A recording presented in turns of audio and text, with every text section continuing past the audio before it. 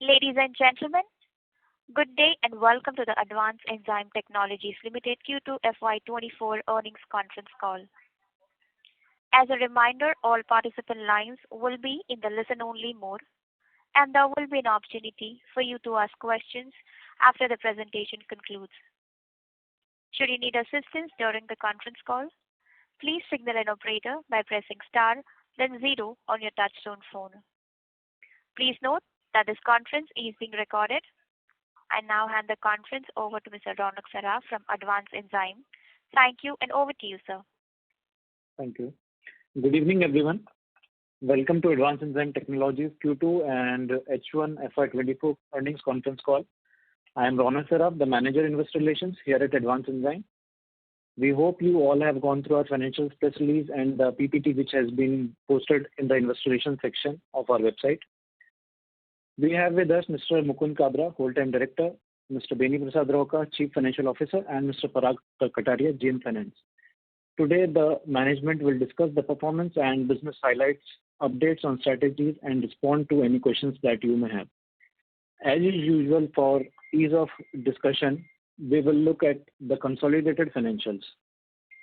Before we proceed, I would like to draw your attention to the forward-looking statement contained in the presentation. During our call, we may make forward-looking statements regarding our expectations or predictions about the future. Because these statements are based on current assumptions and factors that may involve risk and uncertainty, our actual performance and results may differ materially from our forward-looking statements. So without any further ado, we shall commence this call. Over to you, sir. Thank you, Ronak. First of all, let me wish everyone Happy Dhanteras and Happy Diwali. I really appreciate you all for taking out your valuable time on this Dhanteras, and I welcome you all to the conference call for the second quarter and half year ended 30th September 2023. I would like to begin the discussion with a quick brief on macroeconomic scenarios that are likely to have intended or unintended impact on the business. The economic landscape remains volatile, plus the inflation across the globe continues to challenge economic stability in various parts of the globe. The geopolitical situation also could have some impact on crude prices, increased interest rates, and cautious spending by customers amid global geopolitical tensions.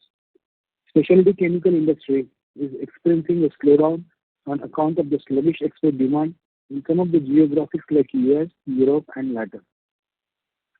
Despite all of these uncertainties, the company's overall performance improved on year-on-year basis as well as on sequential basis. The growth is essentially driven by demand in domestic market and rest of the world market. Quarterly performance. Now, as far as the quarterly performance is concerned, we have achieved top line of rupees 1,578 million, growth of 14% on a year-on-year basis and 7% on sequential basis in quarter 2. Our EBITDA stood at rupees 513 million, grew by 29% on a year-on-year basis and 17% on sequential basis. We have witnessed a stellar growth of 34% in the bottom line on year-on-year basis, while on sequential basis it grew by 20%. There is improvement on margin side. EBITDA margin stood at 32% and PAT margin stood at 22% during the quarter 2. Due to top line improvement and input cost stabilization, margin has shown some improvement and is expected to be better going forward. Talking about the segment-wise performance. Human Nutrition. The Human Nutrition segment outperformed during the quarter and remained highest contributor in the revenue pie at 67%. It grew by 13% on year-on-year basis and 7% on sequential basis. Pharma API and probiotics in domestic markets and nutrition in international markets primarily supported the numbers in Human Nutrition. Animal Nutrition. Our Animal Nutrition business contributed 11% to the revenue in quarter 2.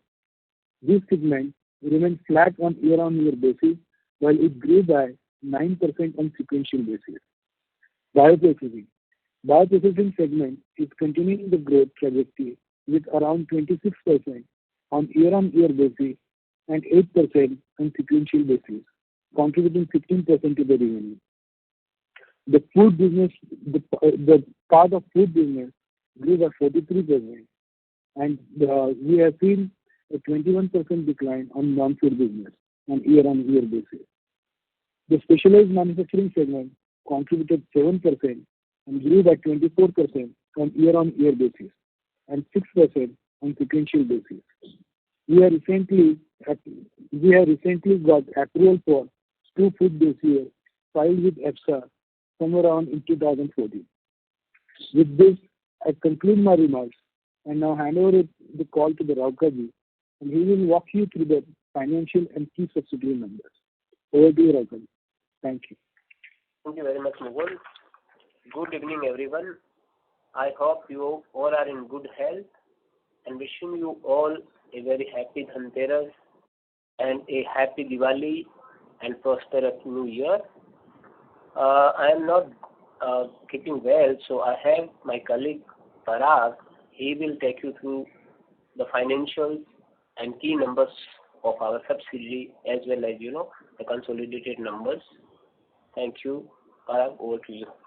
Thank you, sir. Good evening, everyone. I will take you through the consolidated financials of our company for the second quarter ended 30th September and for the first half year of year 2024. I will first speak about the year-on-year basis, that is Q2 FY24 vis-a-vis Q2 FY23. Revenue increased by rupees 191 million, that is 14%, from 1,387 million to rupees 1,473 million. Our EBITDA increased by rupees 116 million, that is an increase of 29%, from 397 million to 513 million. Our EBITDA was contributing 29% in the last quarter, the previous year's quarter, and now it is contributing to 33% to our company. Our profit before tax has increased by 137 million rupees, an increase of 40%, from 342 million to rupees 479 million. Our profit after tax has increased by rupees 89 million, that is a 34% growth, from 263 million to rupees 352 million. Now I'll speak out about the quarter-on-quarter performance, that is a sequential basis.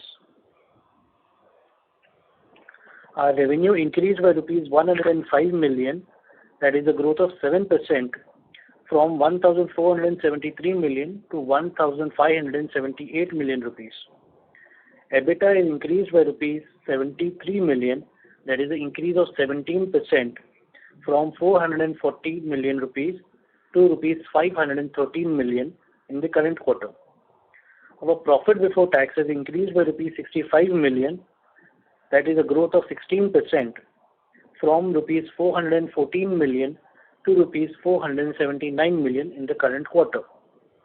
Our profit after tax has increased by rupees 58 million, a jump of 20%, from 294 million rupees to rupees 352 million in the current quarter. I will now speak about the performance of our few subsidiaries. One of our subsidiaries is Biotech. Its half-year numbers were, it had a sale of rupees 308 million rupees as compared to last year's half-year of 283 million, a 9% growth.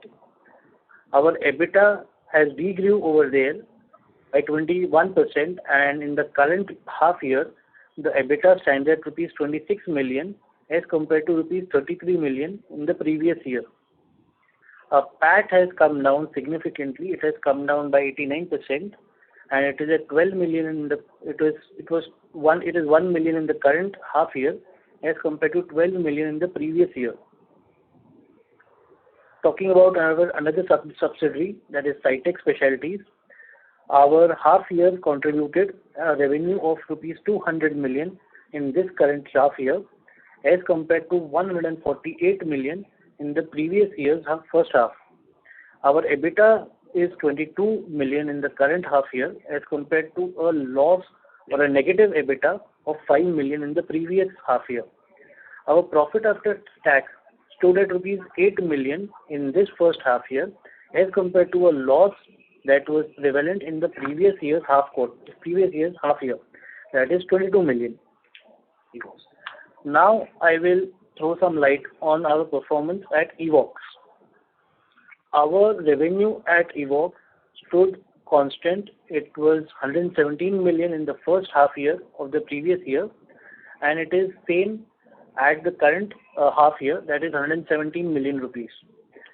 EBITDA, this time we are having a negative EBITDA in Evox, now -4, as compared to a positive EBITDA of 22 million in the previous first half year.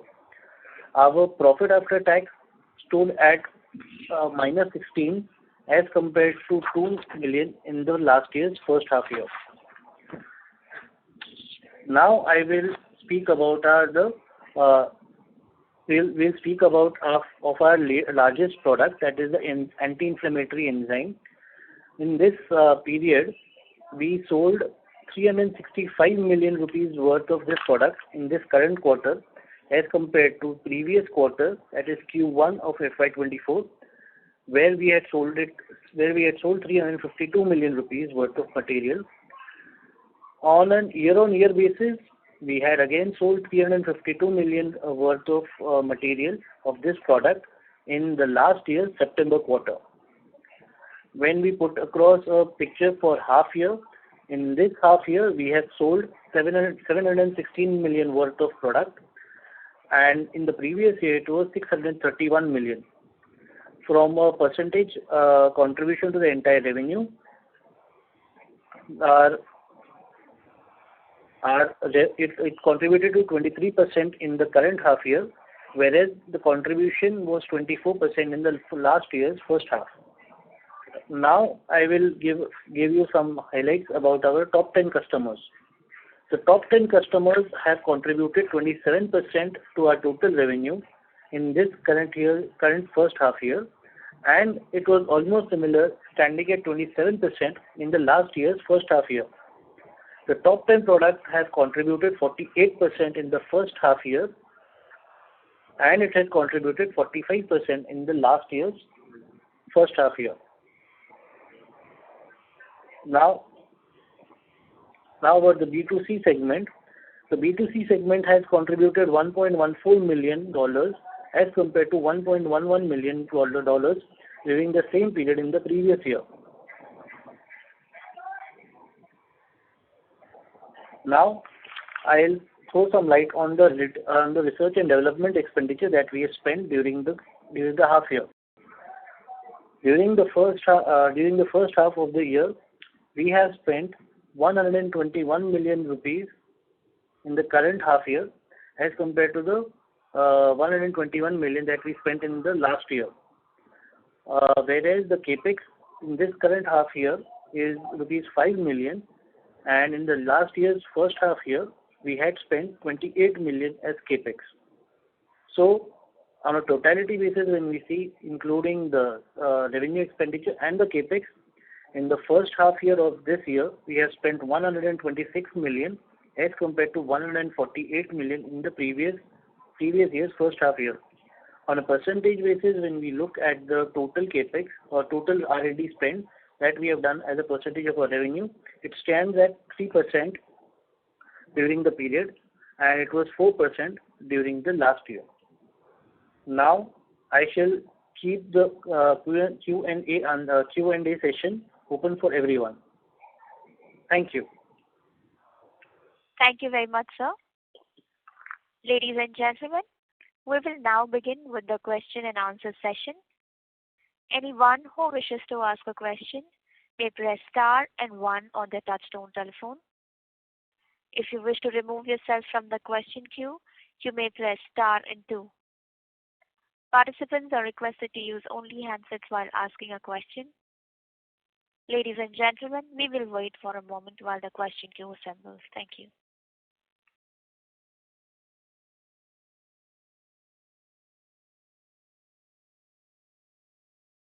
We take our first question from the line of Jainam Ghelani from Swan Investments. Please go ahead, sir. Hi, sir. Thanks a lot for this opportunity and wishing you and the whole team a happy Dhanteras and happy Diwali. So I just have a few questions. So what was our capacity utilization for this quarter? Nilanji, it's like very difficult to say about capacity utilization, but the capacity utilization has increased from the earlier, and we are seeing a more capacity utilization as we are moving forward. So probably by the coming quarter ends, we should be reaching about 70%. Okay. And sir, basically, since I'm a bit new to the company, so please pardon me, but I just heard that we haven't spent a lot on capex this first half of FY24. So what is the peak revenue that we can achieve from the current capacities, and what are our plans going forward as to which segment is going to be the focus area? So as far as the capacity utilization is concerned, whenever we reach to around 80%, we will start building up the further capacity, and that's where we stand all the time. Because establishing the capacity also requires about 1.5 years time, so that time we will have to utilize for that. As far as the first half is concerned, we are always very low on the capex.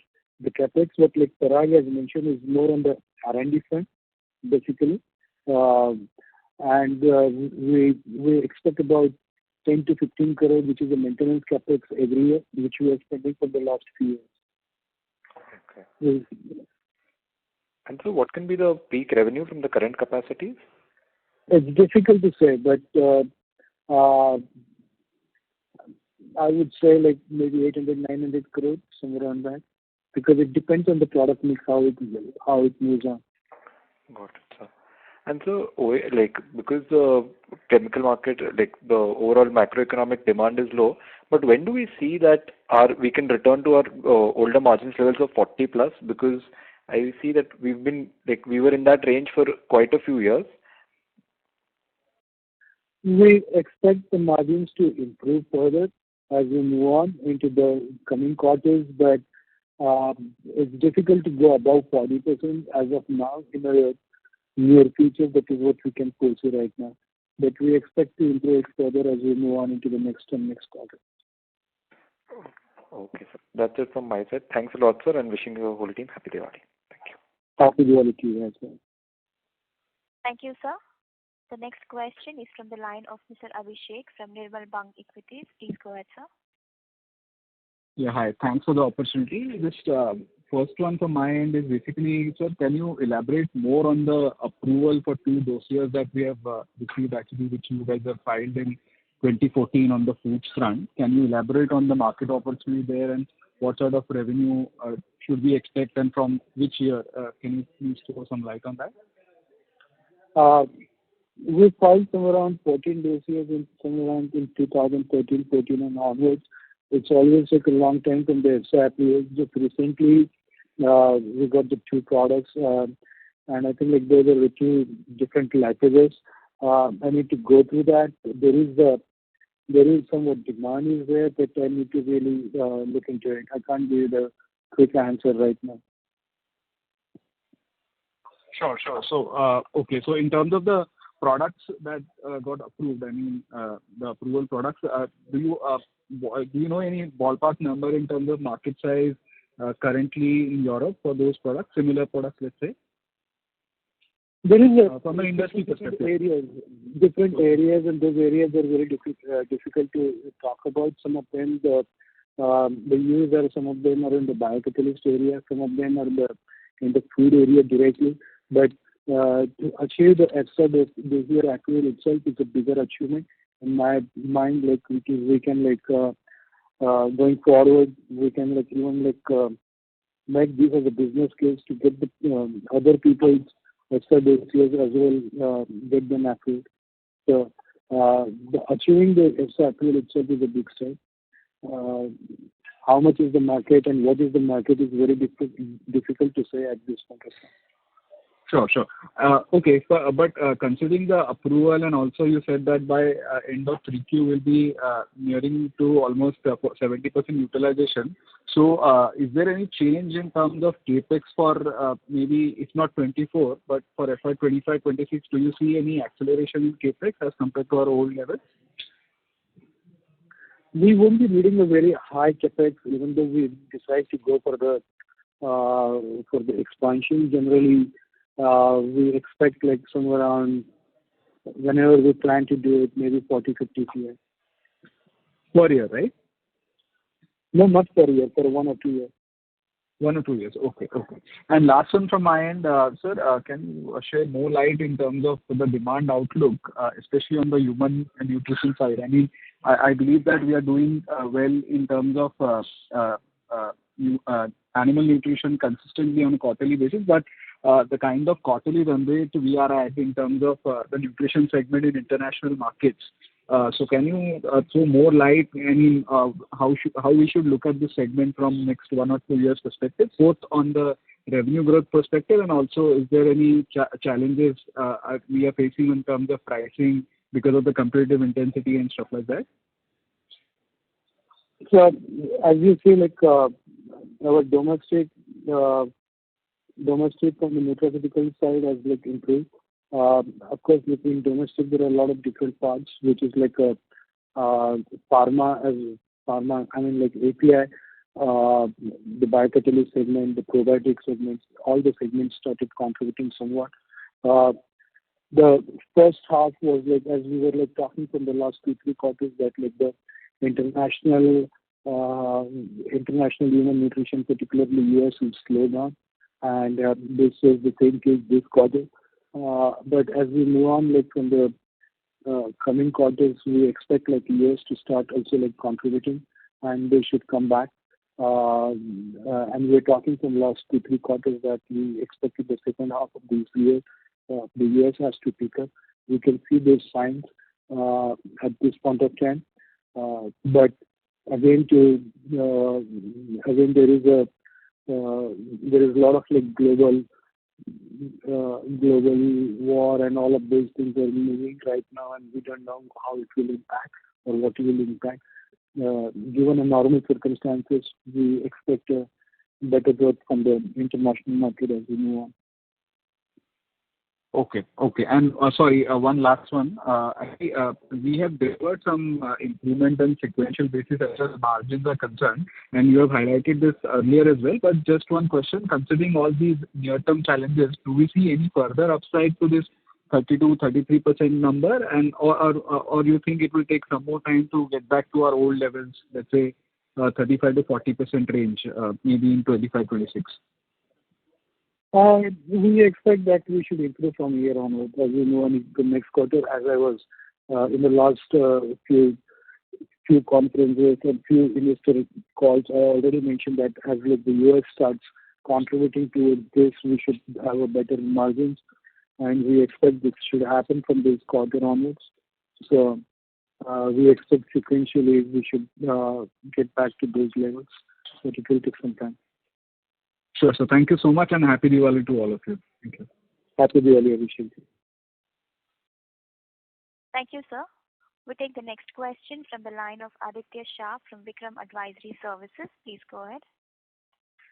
So my first question is about the market share that we currently have in the products we deal in India, and what is the vision that we have to have a particular market share in 5 years from now? That's my first question.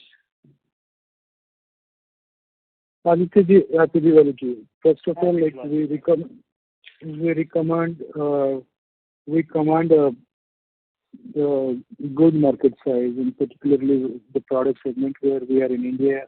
We maintain more than 80% of the market share, and we will continue to do that as far as this is concerned. But the growth areas, as we were like talking from the earlier, is going to come from the biocatalyst area, from the food area, from the animal feed area, probiotic areas. If we really look into all of these areas, those are growing. Particularly the food area has contributed more than 43% in this quarter. and we are entering on all the segments. So broadly, am I right in assuming that wherever the market of enzymes market or probiotics markets reaches in 5 years from now in India, we would at least command a market share of more than 50-60%, right? In most of the areas we operate. Yes, most of the areas where we operate. Difficult to say on the probiotic side because probiotic sides we are very late and there are a lot of players right now, so I won't comment on the probiotic side. But yes, on the enzyme front, yes. Okay. Sir, my next question is that today we see a lot of global majors who are already large in size merging themselves. Like, for example, Hansen and Novozymes, DSM already merged with Fermenic. So, and there's obviously AB Enzymes, which is associated British Foods. So, how do we see competing with these global majors on a global level? Because today we have 50% of revenue coming, or more than 50% revenue coming from rest of the world, right? So how do we see ourselves competing with them? And do we have a cost advantage versus them, or do we have a product quality advantage versus them? We compete with all of these people on the global layer where like we feel like we have a strength. The areas which we don't feel we are on the strength, we don't go and like compete. So the strength comes from a lot of different areas, from like some of the product superiority, price comparative. We are not cheap producers, but we are like a quality producers, right? And we can compete with these guys on the global level. We are present and we compete with them only in the areas where we feel comfortable. Right. So these mergers between these majors is not really of much importance, you feel, today for us. As of now, I don't feel like that is much of an importance to us.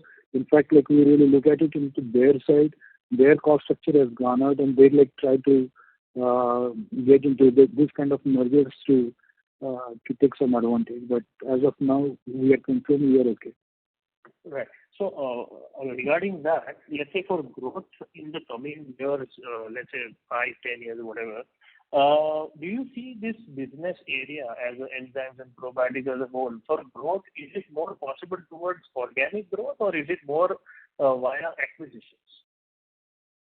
So acquisition is going to be one of the strategies, but our major focus is always on the organic, and we always focus more on the organic.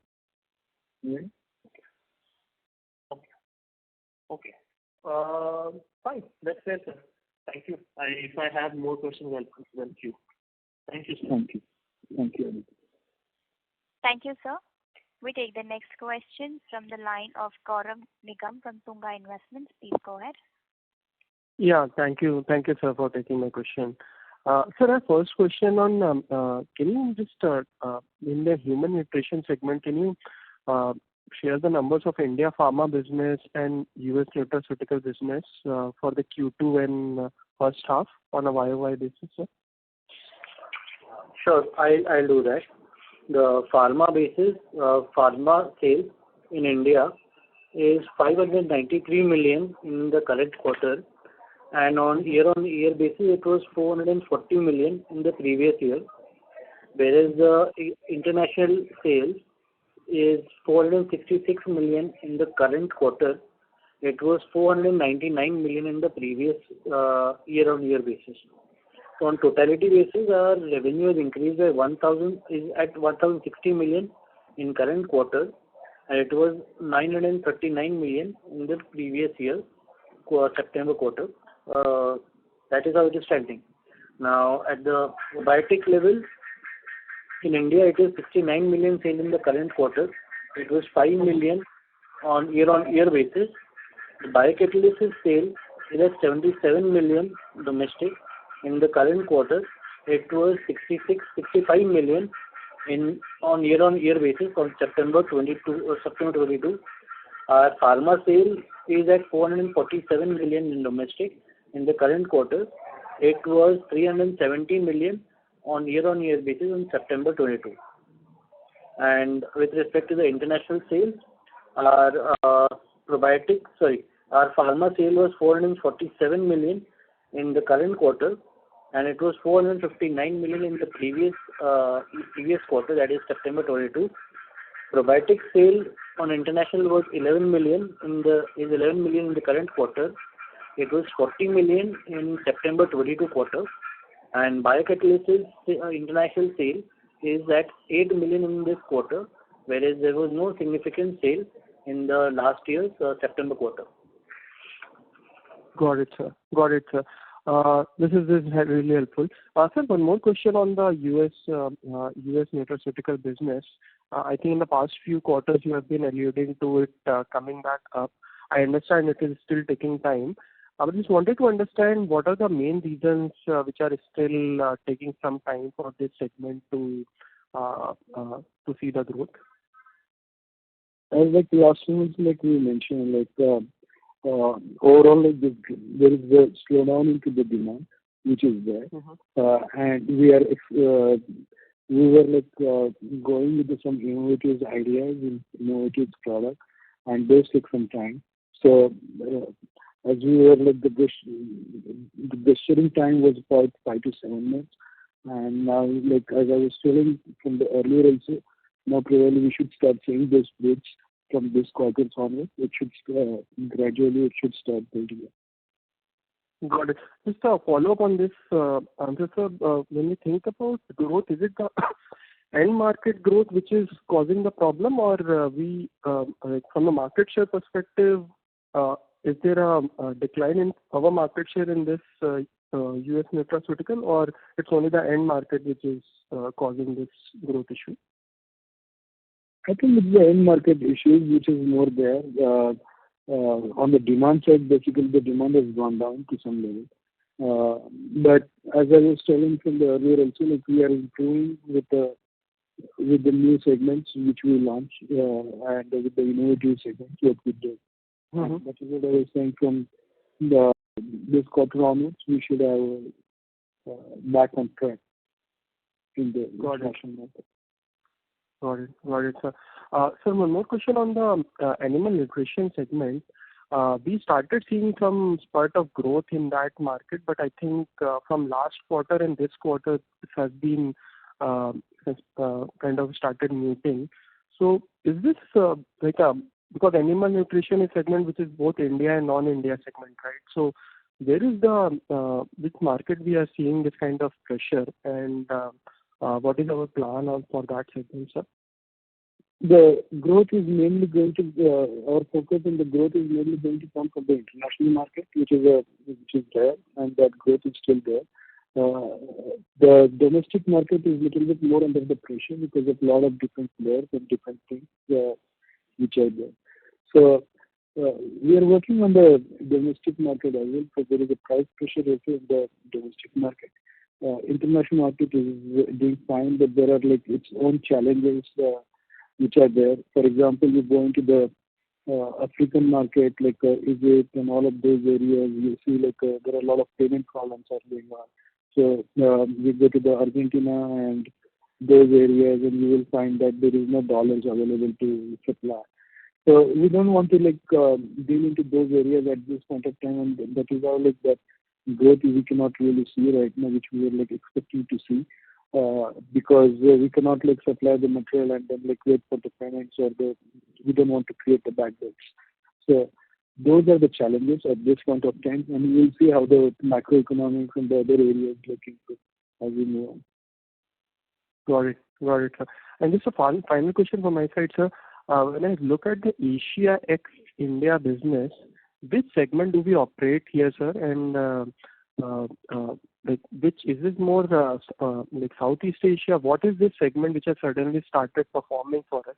Just wanted to get some flavor on this Asia ex-India business.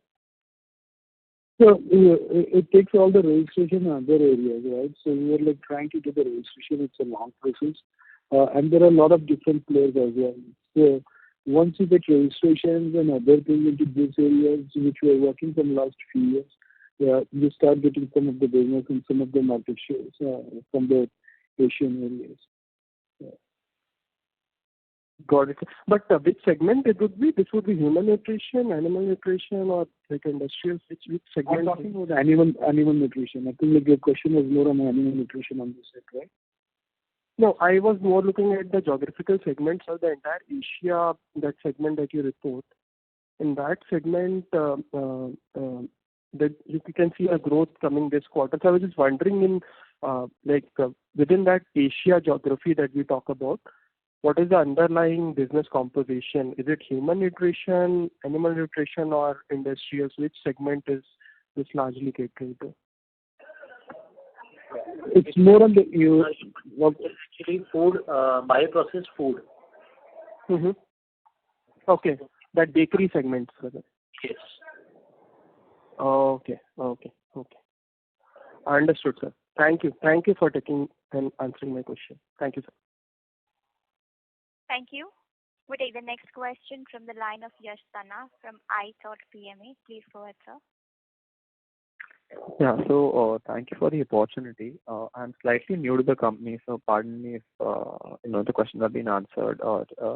So my first question is, if I look at the long-term trend, probably a 3-year or 5-year CAGR, on the US front, we have been relatively flat, I believe there were reasons for that, probably a loss of customer and then the slowdown. But US being probably one of the bigger markets globally and one of the bigger markets for us as well. How do we see growth in this segment coming in? And I think we have mentioned that that's a high profitability, high realization business as well. So from a medium to a long-term perspective, probably a 3 to 5-year perspective, what are the new segments or what are the current existing segments, and how are we seeing growth in this side of the business? So as we mentioning from the last time, we launched some of the innovative products, some of the innovative areas into the nutraceutical areas, and we see that this product should give us the growth as we are moving into this quarter. So we can see some of the options that we need to wait and see to come out what will be the growth and what will be the percentage. As of now, it's very premature for me to comment on that. Right. And probably, I'm just wondering that the sort of growth that we have shown in other areas, probably India and Asia or something, are we thinking that we can replicate that sort of a growth in US as well? See, the US market is different and the Indian markets are different. In the Indian markets, we are not operating exactly into the blends area, but more into the API areas or the people who are making into the API segments where we are supplying enzyme. So those are the typically little bit different businesses and different dynamics played into those areas. Right. So, but we expect a better growth as we move forward into the US market. That's all I can say right now. Got your point. And on the other one, I think you answered to another participant on the merger between the global players, and they are talking about cross-selling opportunities, probably somewhere where Novozymes is doing business and Hansen is not doing business, and vice versa. So if we see where they can cross-sell between their clients, how are we planning to sort of combat this the pyramid of company that they will make after the merger? I don't feel like there is any problem into these areas because these areas our presence was very negligible when the Novozymes and the Christian Hansen's was. The major competition which was there from the Novozymes was in the food areas. Christian Hansen's, we really don't compete to many of the places at this point of time. So it really doesn't matter whether their businesses are merging or not merging. Sure, sir. Got it. That's very helpful. And one final question on the margins. I believe you mentioned that it might be a little difficult to go above the 40% mark. Whereas in the previous few years calls, we have said that our business is a business which can make margins above 40%, and we have given a range of 40 to 48% in the previous calls. So I'm trying to understand what has changed there. Is it the pricing pressure from our clients, or is it something on the cost side that we are saying that now going above the 40% mark seems a little difficult? There are a lot of factors which are there. Few of them are like we already mentioned, the nutraceutical app should be better as we move on. There are like certain other businesses which were being added up into the main composition, which were there earlier, like the specialty business or the other businesses which are on the very low margin side. So overall, they compromises some kind of a margins when we talk about the EBITDA versus like your top lines. It is difficult in a sense, like as of now, like we just want to hold that we will be able to go when we will be able to go above 40% or something like that. So you're essentially saying that the business mix has changed towards to a sort of lower margin product, the overall business mix. So some of them are on the lower side. Yes, you are right.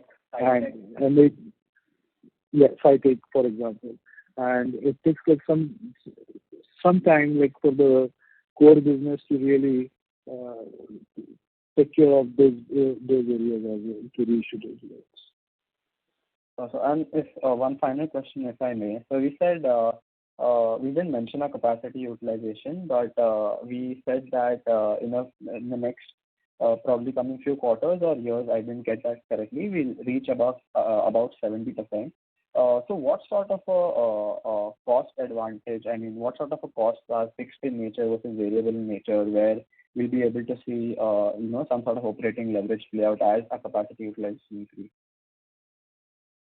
I don't feel like too much of a difference it's going to make as our like capacity is going to increase. Some of them will always improve. As you always see that if our like top line grows by 1, then our bottom line goes up by 2.5 times. So those ratios are always there, and those like when the capacity utilization goes up, those ratios are always there. But those are the thumb rules what I can say. Sure. Thank you, sir, and best of luck, and happy Diwali to the whole team. Happy Diwali to you also, Shreyaji. Thank you. Thank you.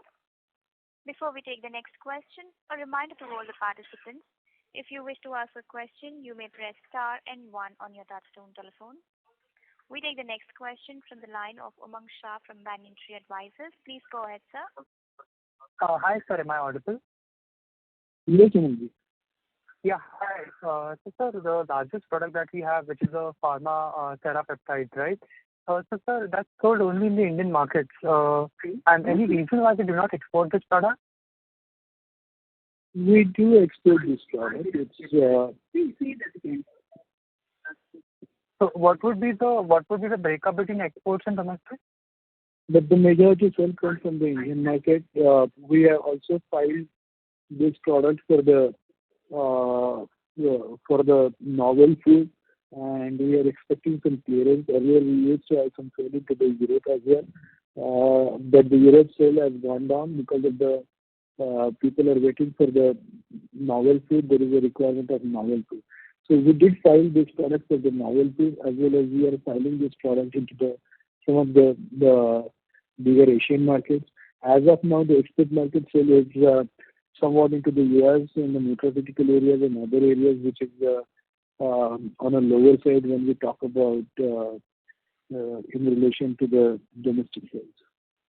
And is this product sold in the US market also? Not directly as the API, but mostly like into the nutraceutical blends and other areas. Right, sir. Right, sir. And sir, second question was, sir, the number of products that we have in our total number of products that we still have more or less remained consistent over the years, right? So, sir, just wanted to understand how frequently do these products, like what type of these products, what is the rejection rate when you're trying to launch a new product in the market? If you could give some insight on the same, it would be really useful. Sorry, can you please repeat, Imanji? I couldn't hear you. So the number of products that we have are more or less consistent for many years now. So just wanted to understand, are we introducing new products in the market, and if yes, do they get rejected? So just wanted to understand the new product turnover that you have in the market. So there are two types of new products which we go into the market. Few of them are the blends and and few of them are in the specialized enzymes which we make. The list what we mentioned, I haven't seen them recently, but I think like it was 68 plus or something like which we mentioned. And probably that is constant from some time. But it is not a constant. Actually, when we talk about plus, we think that like it's taken care. We haven't really updated the numbers. We do come up with the new products every quarter. There is a lot of R&D and a lot of work is always going on, and every year like we are increasing the product list by at least 8 to 10 products. Right. Right, sir. Sir, and one final question was, we own 60% of Advanced Bioagro, and who owns the remaining 40%? 40% is owned by Mr. OPC. Okay. And like, how does is that person the founder, or how does this work? So on an Indian market, like all the sales part is being like monitored by the Mr. OPC, who was a veteran into the animal feed area. Okay. Okay. So does he also participate in our business, or is he the owner? I mean, is he someone who does not participate?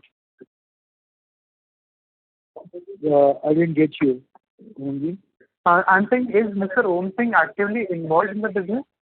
Yeah, he is the managing director of the company, and he takes care of day-to-day affairs of the company, and he more focuses on sales and marketing. Got it. Thank you so much, sir. Thank you.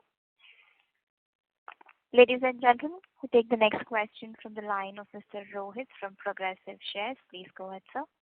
Hi, sir. A couple of questions. The first one, while we expanding the enzyme libraries, what sort of opportunity do we see in biomass processing, saccharification, and bioethanol production?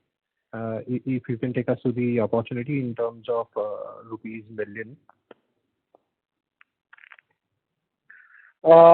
Honestly, like our major areas of focus were like a food, biocatalyst, and like a probiotic area.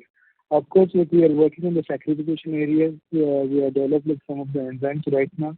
We are like looking into the market size, market potential. How do we take this into some of the geographies if we can?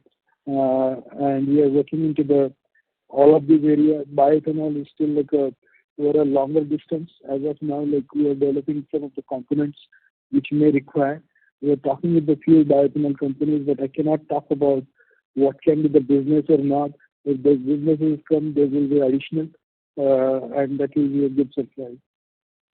That's great to hear, sir. So we spoke about probiotics, and I know that this is still an untapped business for us, and there seem to be a lot of opportunities. Can you take us through what role can AETL play in this? If you can share some numbers on that.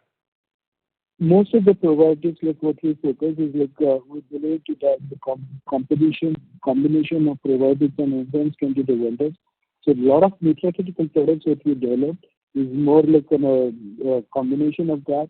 Probably into some of the areas they really work very well to go in hand to hand, and that is going to be our major focus areas. As probably we may not be able to see into the individual numbers, because here when we talk about the probiotic number, those comes only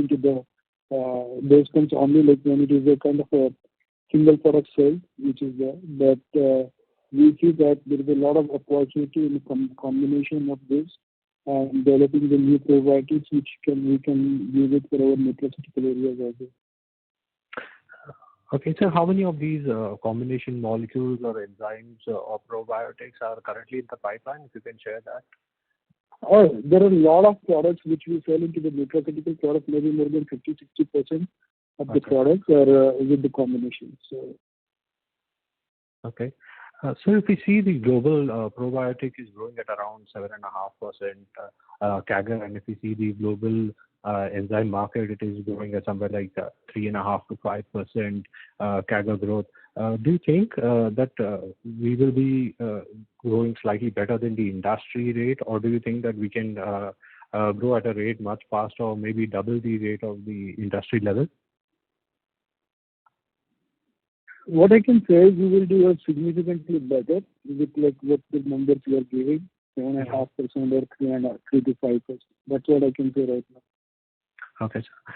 And my last question is, if we observe the return ratios, they have been declining from around 24-25% ROCE to somewhere around 11% now, and the ROE is also declined from 18% to somewhere like 9-10%.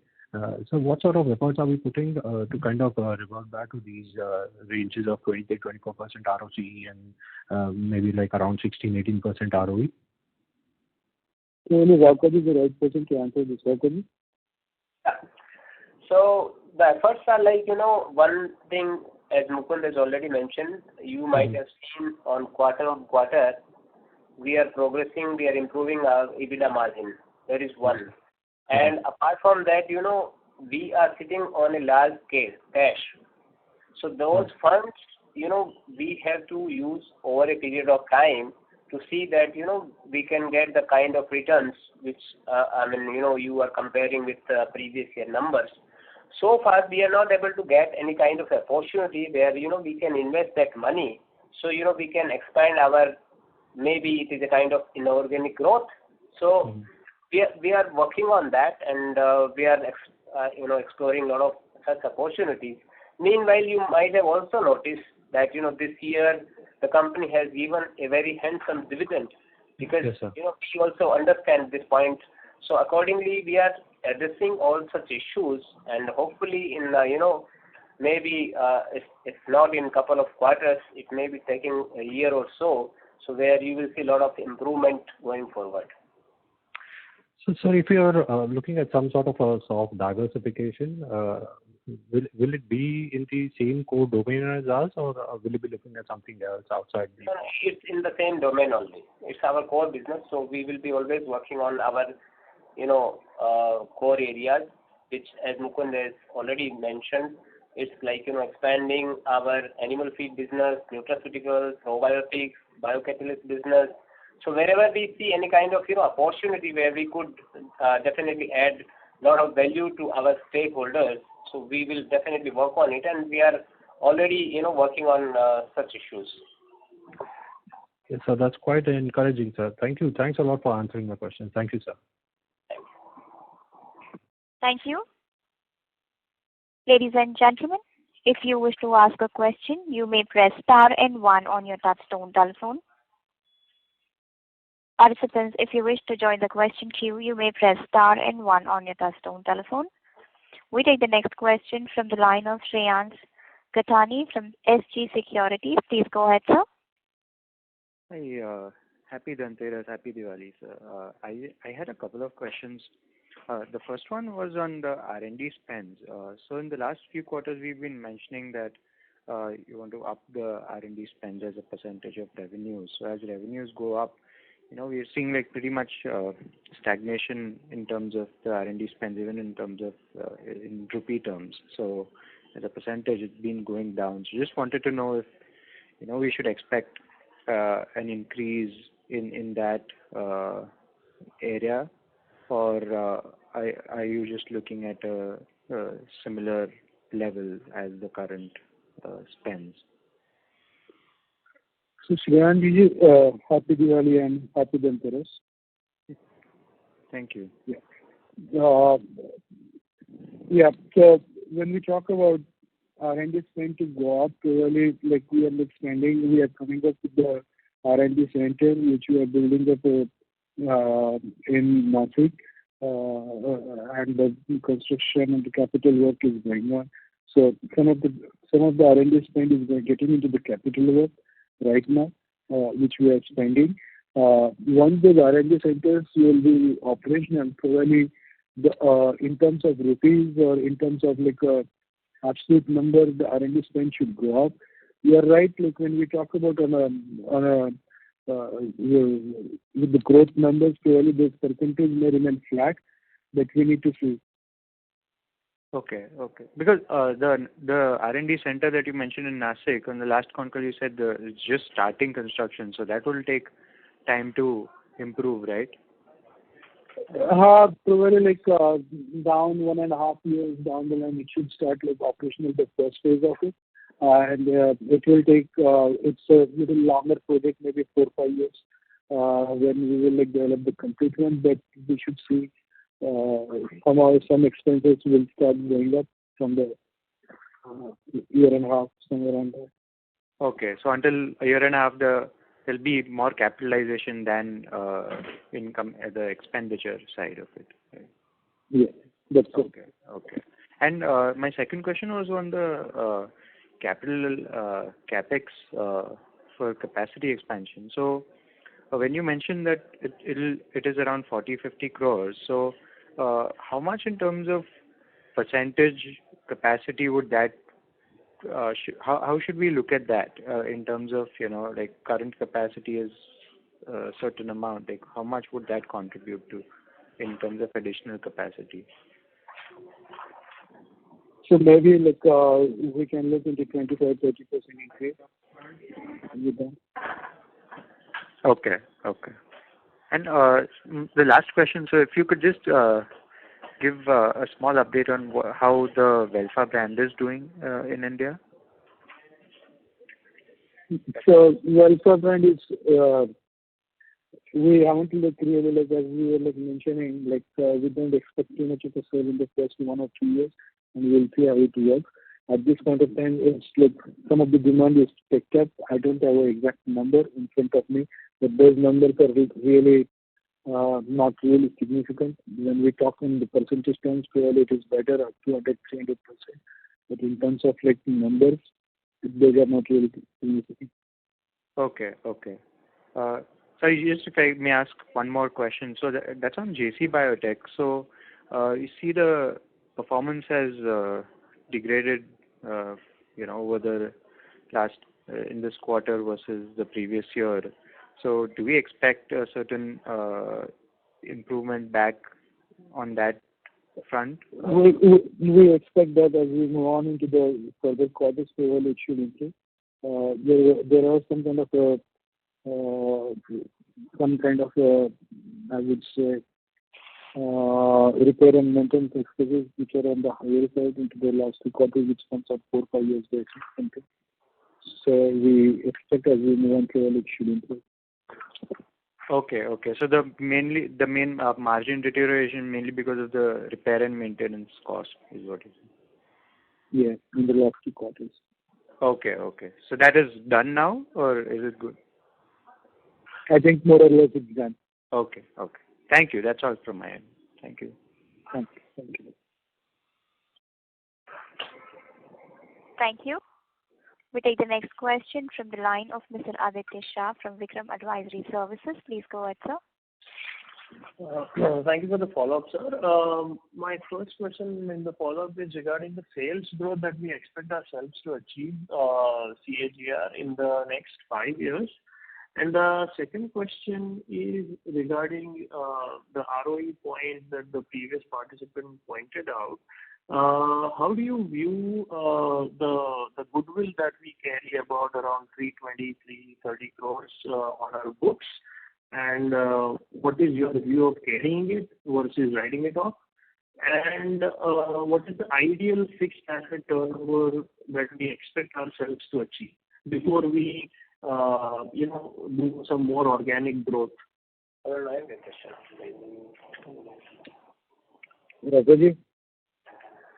Yeah, I think the question whatever I have understood so far, first thing I would like to address regarding the goodwill part of it. So goodwill as of now, there is no impairment. Mm-hmm. And going forward, because every year the goodwill is to be tested. So whatever investment we have done in our subsidiaries, so we have to do the fair valuation of that. And if there are some, such indicators, so that will be taken care going forward when we carry out that detailed exercise of, impairment. So as of now, there is no such challenge as far as goodwill is concerned. And the another question I might have missed. Fixed asset turnover. What is the ideal fixed asset turnover that we expect ourselves to maintain or achieve? And what is the targeted ratio before which we have to go for further capex? So I mean, it is not turnover. I mean, as such, directly linked with the kind of a turnover and fixed assets. As Mukund has mentioned, when we reach to a capacity level of say about 80%, that is the time we have to think about it. Yes, we might have to add some more capacity. So right now, I mean, it is likely that whatever he has mentioned, it will be reviewed in the next year. As of now, the capacity utilization is not so much. And another point I think I would like to draw to your attention is when we improve our productivity, so it definitely again adds to our capacity. So, right. I mean, as we go forward, I think we will be able to see that, as such, there are no basically, that the turnover is based on some kind of investment in the fixed assets. But generally, I have seen it is like, about 2 times or unless until you do a lot of trading because it is capital intensive company, project as such. Right. But sir, in my observation, just a suggestion that we have observed is that usually when there are 100% subsidiaries of the parent company, it makes absolutely no sense, to carry on having the goodwill because it always drags the ROE. So is there any value that we see in continuing with the goodwill on our books? Because I think the major goodwill that comes from is Advanced Enzymes USA, which is our 100% subsidiary. Correct. Absolutely. So what is the thought process behind carrying it? Because it is just dragging our ROE. If you bring it down by 300 crores, you just imagine the ROE just jumps up to 14%.